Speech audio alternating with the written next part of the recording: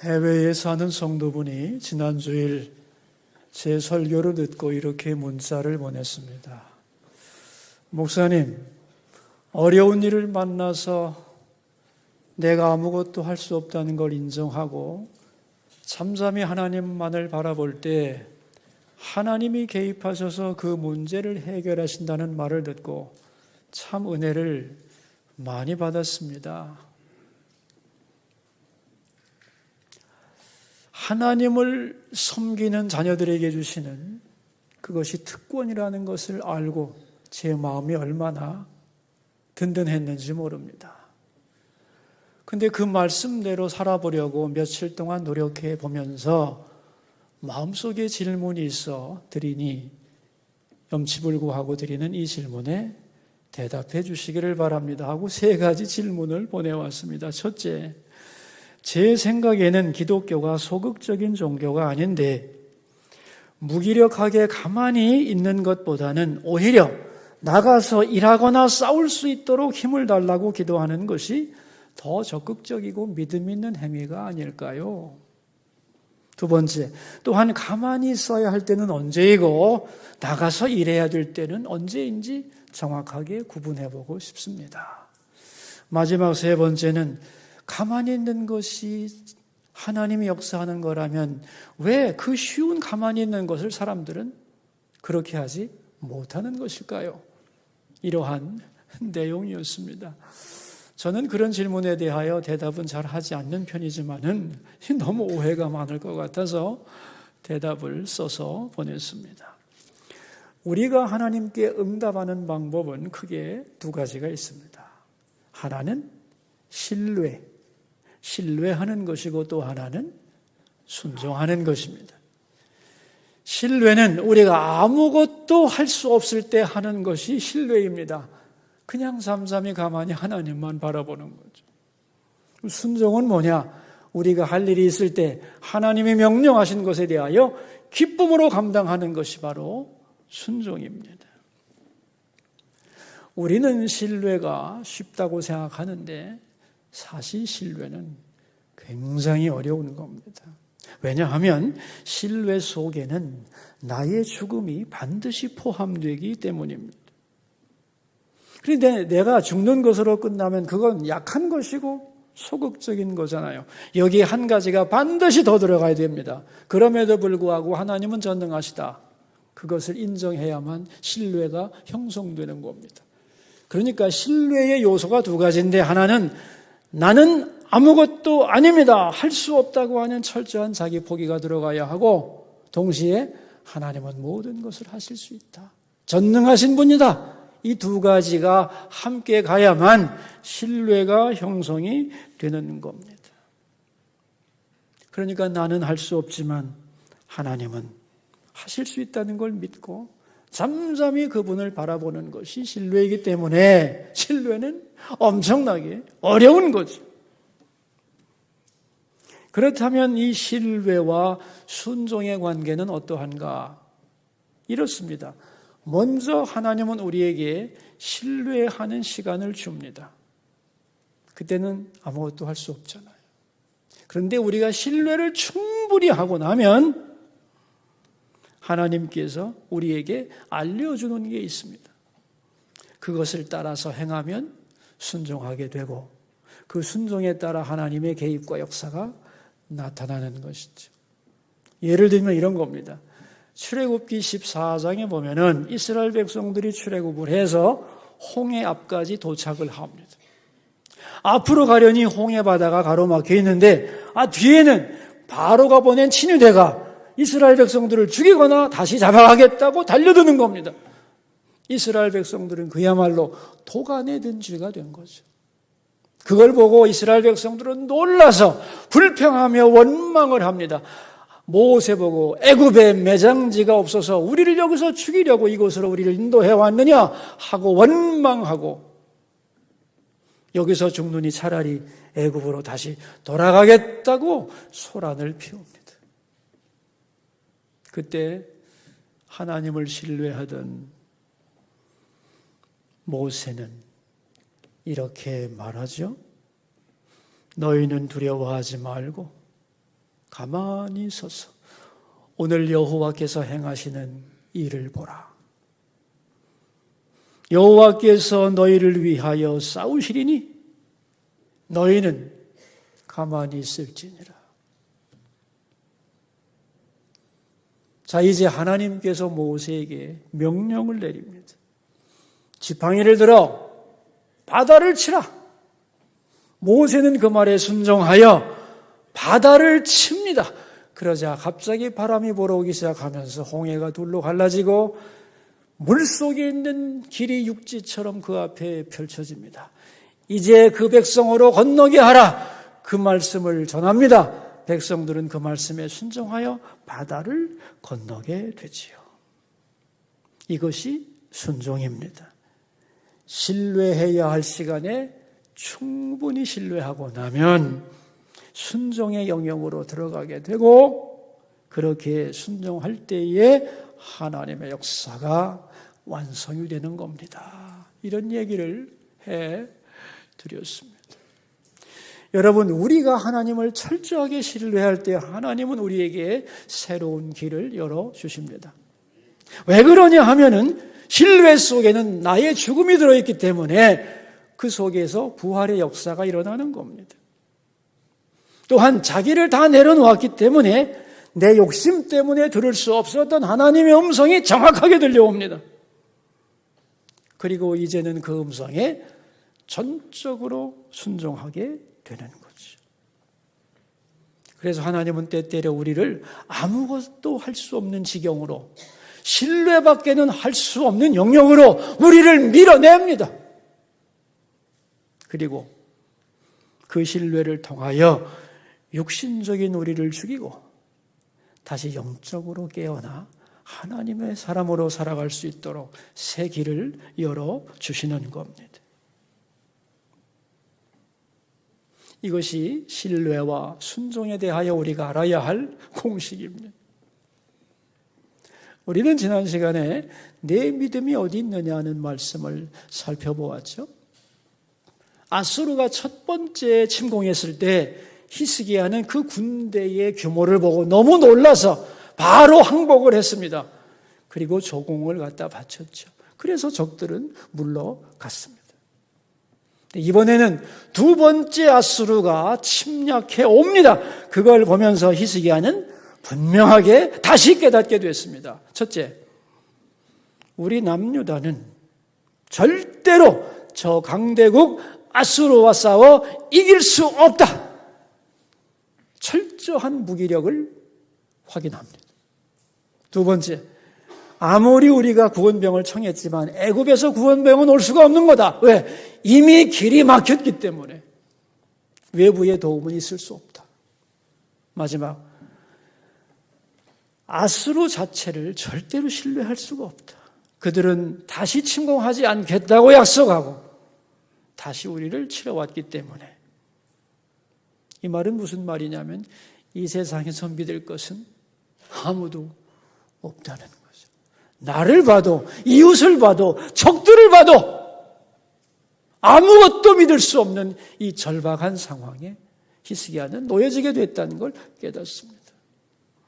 자, 이제 앞도 막히고 뒤도 막혔습니다. 이제는 믿을 것이 하나님밖에 없는 거죠. 그래서 히스기야는 어디로 갔는가? 37장 1절입니다. 함께 봅시다. 히스기야 왕이 듣고 자기 옷을 찢고 굵은 베옷을 입고 여호와의 전으로 갔고, 어디로 갔대요? 여호와의 전 성전에 올라갑니다. 아무것도 할 수 없을 때, 어디로 가야 할지 도무지 모를 때, 여러분, 그때 가야 할 곳이 딱 한 군데입니다. 어디입니까? 하나님의 집, 성전입니다. 왜 그럴까요? 성전은 문제가 해결되는 곳이기 때문입니다. 더 나아가서 성전은 문제 자체가 사라지는 곳이죠. 그래서 여호와를 신뢰하는 자는 반드시 성전을 향하여 나가게 되어 있는 겁니다. 이제 히스기야는 성전에 가서 기도합니다. 그리고 기도하면서 그는 깨닫습니다. 제일 먼저 깨달은 게 뭐냐? 이 비참한 사건이 왜 발생했느냐는 거죠. 그것이 바로 다름 아닌 그들의 죄 때문이라는 것을 알게 됩니다. 3절의 말씀인데요. 함께 읽어보겠습니다.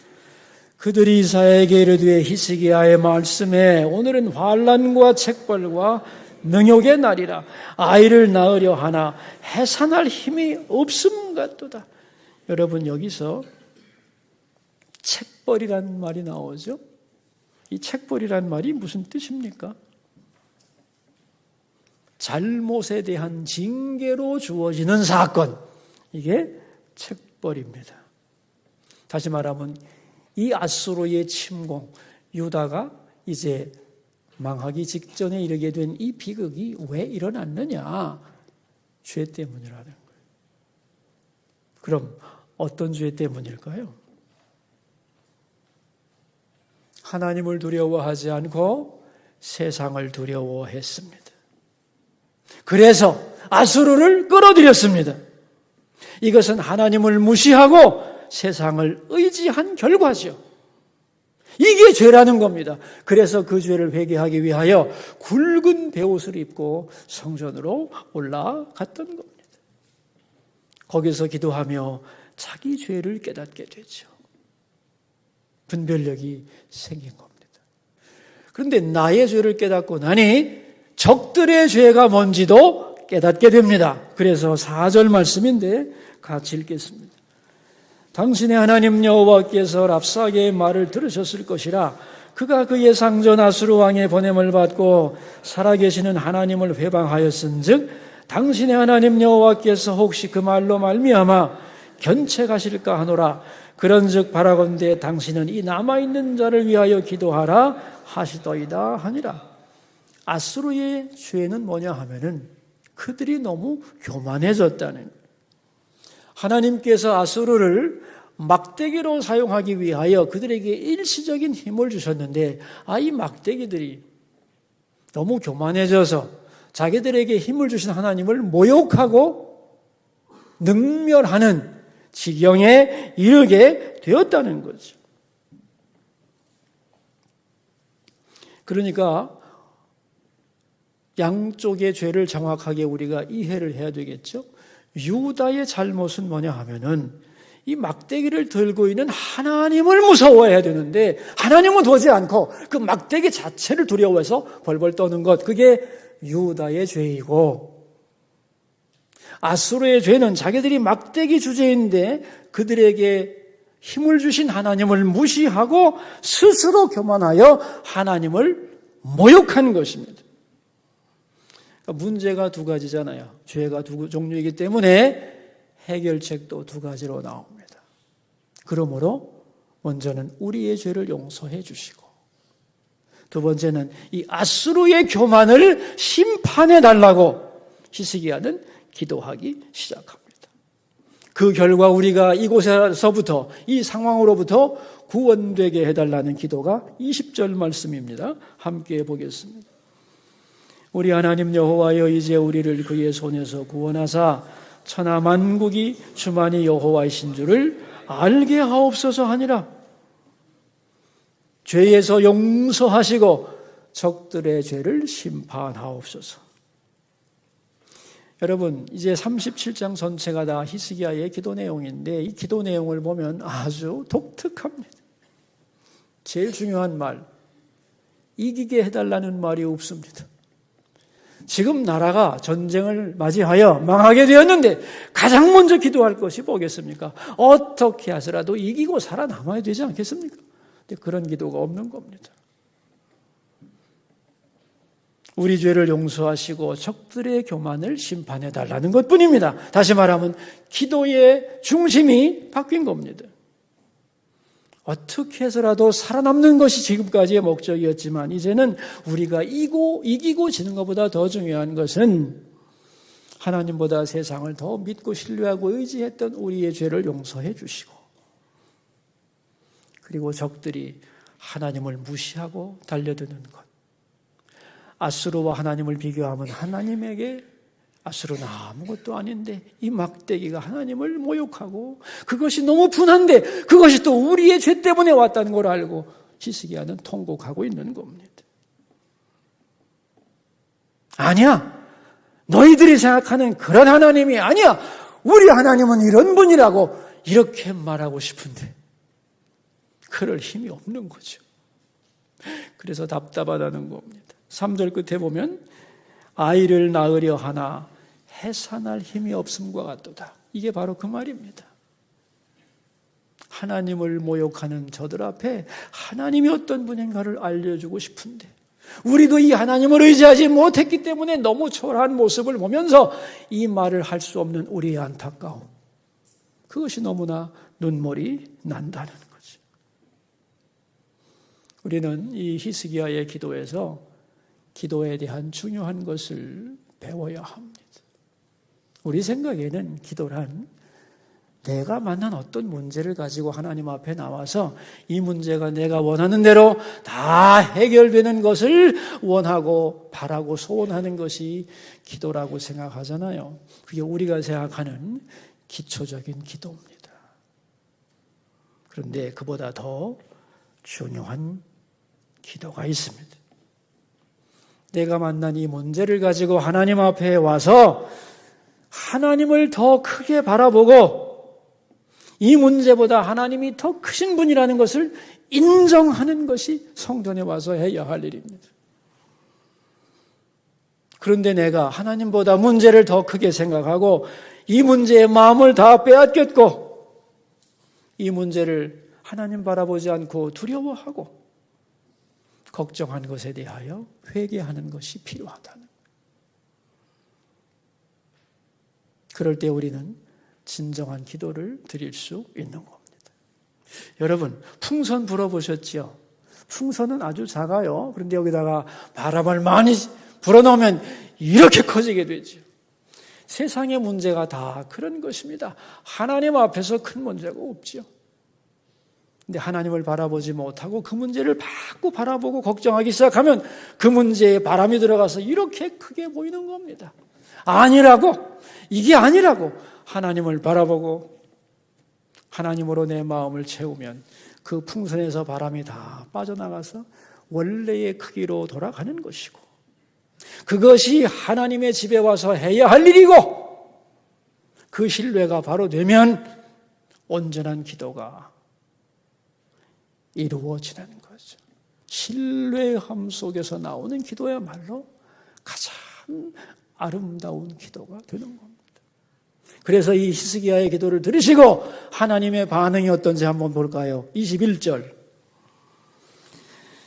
아모스의 아들 이사야가 사람을 보내어 히스기야에게 이르되 이스라엘의 하나님 여호와께서 말씀하시되 내가 아수르의 사네립 왕의 일로 내게 기도하였도다 하시고, 여러분 21절을 잘 보시면 네가 내게 기도하였도다. 감탄사죠. 여기서 하나님의 어떤 마음이 느껴지시나요? 히스기야의 기도를 듣고 기뻐하시는 하나님의 마음이 나타나죠. 그죠? 하나님을 신뢰하며 자기의 마음을 다 내려놓고 간절히 기도하는 것을 하나님은 이렇게 기뻐하신다는 거예요. 그리고 이 기도에 응답을 하시죠. 그게 29절인데 읽어보겠습니다. 네가 나를 거슬러 분노함과 내 오만함이 내 귀에 들렸으므로 내가 갈고리로 내 코를 꿰며 재갈을 내 입에 물려 너를 오던 길로 돌아가게 하리라 하셨나이다. 이건 아수르를 향한 하나님의 선포입니다. 네가 너무 교만했는데 내가 내 코를 갈고리로 탁 꿰어서 왔던 길로 돌아가게 만들겠다는 거예요. 그런데 여러분, 이 엄청난 일이 어떻게 가능하겠습니까? 저 세계 최강의 군대가 어떻게 자기들의 발로 물러가겠습니까? 그런데 가능한 이유가 등장합니다. 2절. 이는 남은 자가 예루살렘에서 나오며 피하는 자가 시온산에서 나올 것임이라. 만군의 여호와의 열심히 이를 이루시리이다 그랬어요. 뭐가 이룬다고요? 여호와의 열심. 여호와의 열심히 그 일을 약속대로 성취한다는 겁니다. 여호와의 열심이란 말 참 좋은 말이죠. 기가 막힌 말입니다, 여러분. 하나님이 나에 대하여 열심이 있다는 겁니다. 여러분 이건 믿으시나요? 나는 나에 대하여 잘 모르겠어요. 나에 대한 열정도 없는 젊은이들이 너무 많죠. 그런데 하나님은 나를 향하여 갖고 있다는 거예요. 여기 계신 부모님들은 다 알 겁니다. 여러분 마음에 자신에 대해서는 몰라도 자녀에 대한 열심은 많을걸. 그 얘가 어떻게 돼야 하는데 자녀는 편한데 내가 다 속이 끓어. 너무 열심히 많아가지고. 그런 부모 많죠. 근데 여러분, 우리의 열심이 하나님의 열심을 거부할 때가 많습니다. 잘 아셔야 합니다. 하나님의 열심이 우리 열심보다 월등한 겁니다. 우리 자녀들을 향하여 하나님의 열심이 작동되어야지 내 열심이 너무 끌어올라서 하나님의 열심을 밀어내면 절대로 안 됩니다. 그렇다면 어떻게 해야 하나님의 열심이 작동될 수 있는가? 그 방법이 뭘까요, 여러분? 신뢰와 순종입니다. 뭐라고요? 신뢰와 순종. 잠잠히 있어야 할 때가 있고 하나님이 하라시는 것을 기쁨으로 감당할 때, 즉 나의 열심에 조절이 필요하다는 거예요. 그럴 때 하나님의 열심이 작동이 되는 거지. 자, 하나님의 열심이 어떻게 작동되었는가? 그 내용이 구체적으로 등장하죠. 36절입니다. 여호와의 사자가 나가서 아수르 진중에서 18만 5천인을 쳤으므로 아침에 일찍 일어나 본즉 시체뿐이라. 아수르에 하나님이 사자를 보내셔서 18만 5천 명을 하룻밤에 전염병으로 진멸시킵니다. 아수르의 대군이 하룻밤에 죽는 거죠. 얼마나 놀랐겠습니까? 그래서 37절. 이 아수르의 사네립 왕이 떠나 돌아가서 니느웨에 거주하니라. 기겁을 하고 철수를 합니다. 자기 나라로 돌아갑니다. 38절입니다. 자기 신 니스록의 신전에서 경배할 때에 그의 아들 아드람멜렉과 사레셀이 그를 칼로 죽이고 아라라 땅으로 도망하였으므로 그의 아들 에살핫돈이 이어 왕이 되니라. 철수해서 자기의 신전에서 제사 드릴 때 두 아들들에 의하여 암살을 당합니다. 사네립의 거창했던 꿈이 너무도 비참하게 하나님 말씀대로 완전히 해결이 됩니다. 여호와의 열심이 이 일을 이루시는 겁니다. 이번 주 중에 어느 성도님하고 상담을 하는데 그분이 이런 얘기를 쭉 하더니만 마지막에 이러는 거예요.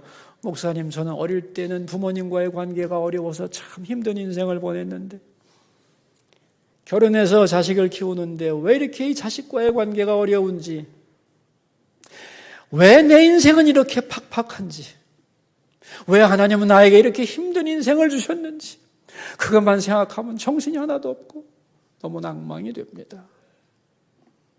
제가 가만히 그분을 바라봤어요. 그랬더니 그분 하시는 말씀, 그런데 목사님, 제가 꼭 여쭙고 싶은 것이 있는데요. 목사님께서도 여러 가지 고난과 역경을 지나오셨는 줄로 아는데 어떻게 다 극복하시고 하나님과 사람 앞에 우뚝 서셨습니까? 제가 대답을 했죠. 저 우뚝 쓴 거 없어요. 지금도 헤맵니다. 그런데 저에게 분명한 게 있습니다. 저는 말이죠. 내 책임이 아닌 것, 내가 정한 것 아닌 것에 대해서는 절대로 고민하지 않습니다. 예를 들면 내가 어떤 부모님 밑에 태어나서 힘들게 살아왔고, 예를 들면 어떤 사건을 만나서 큰 고생을 한 것, 여기에 대해서는 아무 고민도 하지 않습니다. 왜냐하면 이것은 내가 정하는 것이 아니니까, 하나님의 영역이니까 하나님께 맡깁니다. 그런데 거기에 대해서 자꾸 묻기 시작하면 대답도 없고 그 문제에 빨려 들어갈 뿐입니다. 해결책이 없고 인생만 피곤해집니다. 내 책임이 없는 것에 대해서는 고민하지 말고 하나님께 맡기세요. 그리고 오늘 하나님이 나에게 주신 문제에 대하여 내가 어떻게 응답하실 건가만 생각하면 인생의 문제는 간단해지는 겁니다. 왜 나에게 이런 역경과 고난을 많이 주셨는가? 그건 언젠가 하나님께서 오해를 풀어주시고 내게 더 많은 위로를 주시겠지요. 그러므로 그런 문제에 대해서는 자꾸 묻는 게 아닙니다. 신뢰함으로 맡기고 오늘 내게 주어진 일만 잘 감당하면 생각보다 삶은 단순해지는 겁니다. 그랬더니 그분 하시는 말씀이, 목사님 알겠습니다. 제가 가만히 생각해 보니 필요 없는 문제에 너무 에너지를 많이 썼네요. 이제는 그렇게 살지 않고 내가 어떻게 응답할 것인가만 생각하며 하나님 앞에 좋은 점수를 받도록 하겠습니다. 그렇게 말하고 헤어졌습니다. 그분을 보낸 다음에 저는 혼자서 기도를 했죠. 하나님, 그분이 하나님을 신뢰하는 분이 되게 하소서. 자기가 할 수 없는 것, 자기 책임이 아닌 것에 대하여 왜 자꾸 그러냐고 질문하지 않고 하나님께 다 맡기게 해주시고, 이제 전능하시고 사랑 많으신 하나님이 내게 주신 이 환경을 나의 삶으로 받아들이고 오늘 내가 할 일에 최선을 다하는 충성된 사람이 되게 해주십시오. 그리고 그럴 때에 하나님이 문제에 개입하사 풀어가시는 그 기쁨을 아는 사람이 되도록 도와달라고 그렇게 기도를 했습니다. 여러분, 우리 삶에 많은 고민들이 왜 생기는 줄 아세요? 해석할 수 없는 내 인생을 해석하려고 몸부림치기 때문인데, 그것은 우리에게 신뢰가 부족하기 때문입니다. 대답 없는 문제를 가지고 고민하지 마시고 하나님의 선한 뜻에 다 위탁하기를 바랍니다. 그리고 오늘 하나님이 내게 주신 그 일에 대하여 나는 어떻게 응답할 것만 생각하면 인생 복잡하지 않습니다. 그래서 신뢰와 순종은 우리 신앙생활의 핵심이 되는 것이고, 이 두 가지가 있을 때 우리의 신앙은 견고하여 흔들리지 않게 되는 겁니다. 일반 종교를 믿는 사람들에게는 신뢰와 순종이 필요 없어요. 왜냐하면 다른 종교는 내가 신을 이용해 먹으면 그만입니다. 싹싹 비는 모습도 보여주고 재물도 많이 들여서 달래서 이용하면 그만이죠. 그들은 우상이기 때문에. 하나님은 그런 분이 아닙니다. 전능하신 분이고 사랑이 많으신 분이고 지혜로우신 분이고 의로우신 분이고, 그러므로 그분의 우리를 인도하시는 과정 속에 이해 못할 일이 종종 있습니다. 그럴 때는 뭐하라? 신뢰하라. 하나님을 신뢰하는 거예요. 그리고 그분이 우리에게 가르쳐 주시고 명령하실 때는 기쁨으로 순종하는 겁니다. 그럴 때 하나님은 우리의 삶을 책임져 주시고 우리는 흔들리지 않고 믿음의 길을 걸어갈 수 있는 겁니다. 이 은혜가 우리 모두에게 가득하시기를 주의 이름으로 축원합니다.